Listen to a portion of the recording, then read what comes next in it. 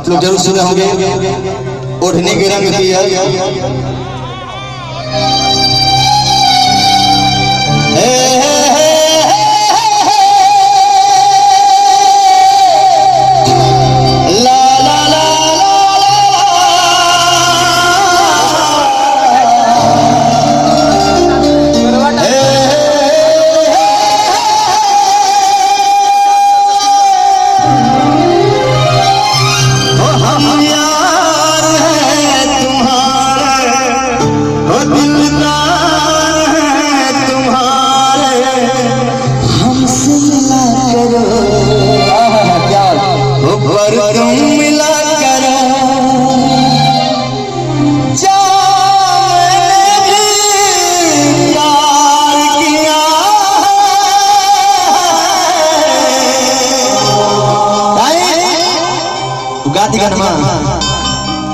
कि ओढ़नी के रंग पियर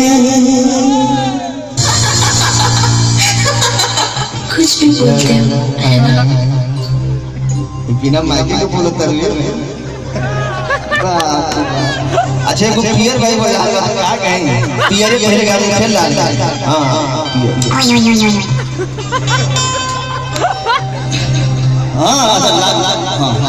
ओढ़नी के रंग पियर कि ओढ़नी के